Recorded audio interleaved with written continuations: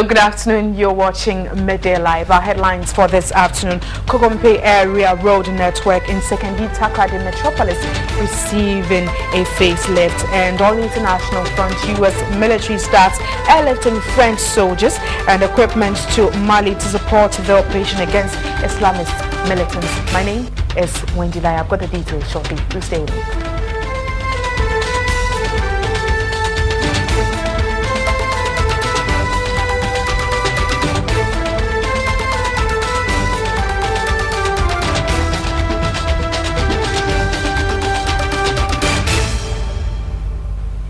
Thanks for staying. I start with our first headline story, and the road network in the Kokompe area of the Sekendi Takrady Metropolis is receiving a facelift. Well, this follows a series of protests by spare parts dealers in that very area. Ebenezer Abaka reports. Construction work is progressing steadily, and the contractor Asabia Engineering Limited has promised to finish work on time. The contractors must also work fast to avoid challenges during the rainy season. The $3.2 million project includes the construction of this 800-meter stretch from the main Kokompe junction to the inner half of the industrial area, which would move further to the end of the road at a filling station. The geodetic engineer on the project, Samuel Arthur, promised construction would end by the end of the year, bringing to a halt the drudgery industrialists go through. Information gathered by the news team suggests that there are challenges confronting the work of the contractor, including payment constraints. This was confirmed by leading members of the Kokompe Industrial Enclave, who urged government to speed up payment to ensure work is completed on time.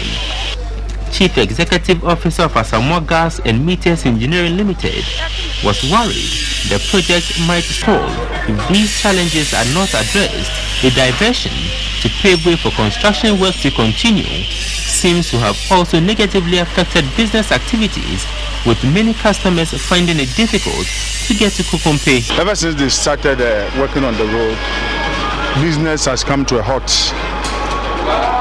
Now the cars are not passing, so we see the customers passing using the other lane. We are happy about the whole thing, but all that we are praying that the authorities should try their best and give the contractor the money that he requires from them, so that he also will finish in time. The project, when completed, would contribute significantly to economic development, as many manufacturing companies in the industrial zone would be comfortable to operate.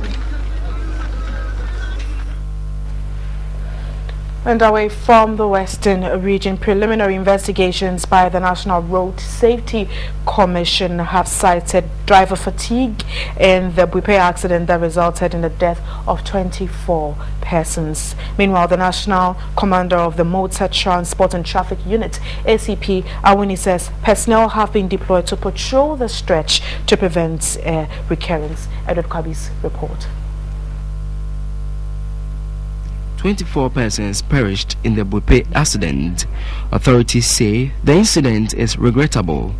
I'm so particularly concerned about the 24 lives that were lost in Midday at one accident, and how many of them could have been big people in this country, we don't know. And these are students, and if you continue to lose the manpower base through accidents, I think that we are not doing a good service to this country. That is why I think the MTU, for that matter the police generally, must be seen all. The MTTU is intensifying patrol to safeguard life and property. Our people are the barriers. They should not leave this job onto the MTU alone, because once a policeman, you can do all other aspects of police job, and so they must check these trucks that are moving on the highways. The National Road Safety Commission, in its interim report, have cited driver fatigue as a cause. From the Midday incident, we understand preliminary that one of the contributory factors that occasioned the crash was one to do with fatigue, which invariably means that one driver potentially may have been at work for more than 8 hours a day. So you ask yourself, is that guy coming from a transport operator Does it work from a recognized transport organization? Was it then necessary for anybody to find out how long the guy had been working?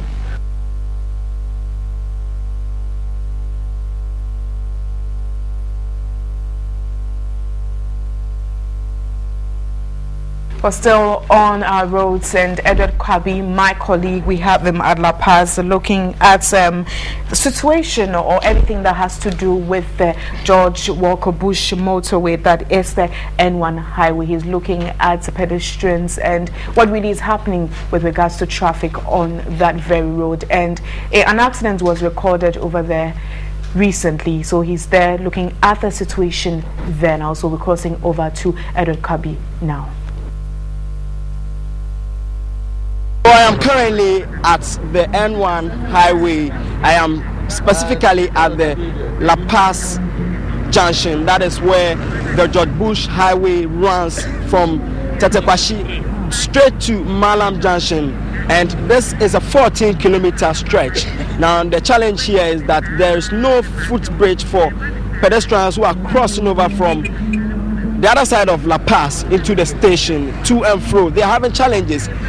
Just a few days ago, a student was knocked down. This was because he was trying to cross over to the other side, and that agitated some residents here, and they blocked the road. Now the situation has calmed down, but then they are still asking government to, as it were, come and construct a footprint for them, a footbridge, I must say, for them to enable them cross over safely. And very soon I'll be telling you why they need the footbridge, because the footbridge here, it is very, very far from here. We're having about three footbridges located on this particular stretch. That is the 14-kilometer stretch. We're having about one at Apenkwa Junction, one at Kwashiman, and the other one is also close to Malam. And this is not helping those at La Paz. They are saying that they need a footbridge soon. I'll let my cameraman pan to the road for you to see how people are crossing. It is really a dangerous thing to do when cars are moving at a very fast pace and you try to cross. The next available footbridge is very far from here. It's about 1.5 kilometers away from here, and it is a challenge for people to move straight to that footbridge to cross. So I'll be speaking to a couple of people here. I'll speak to about 3 people to find out really what is the challenge here, trying to cross to the other side. I have with me here executives, one of the executives of the GPRTU here, and he will tell us his name and he will tell us the challenge here. Your name, please, and what do you do here? Ditford Akwete. I'm one of the executives from GPRTU. You've raised several concerns. It is about the footbridge. What is really the challenge? Now the challenge is, if you come to our station at La Paz, you could see that the challenge is the passengers mostly at the station, and so the footbridge we need at La Paz, they're supposed to make the footbridge at the station.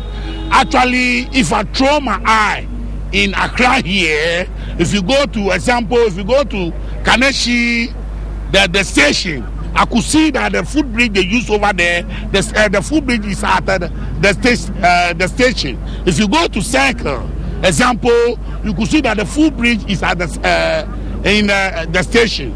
But right now, if you come to the La Paz, the place they put the footbridge is very, very far from the place actually the station is. Moreover, we have about 2 stations at La Paz. One is the roadside, and one is the other road. And so they used to cross the road just like that, you see. And so now what we need is a full bridge. We are pleading to the government to come to our end, to come and see, to do the full bridge for us. Example, if you see how they are crossing the road right now, you could see that we will open the road. If you see the other side, you could see that if the traffic goes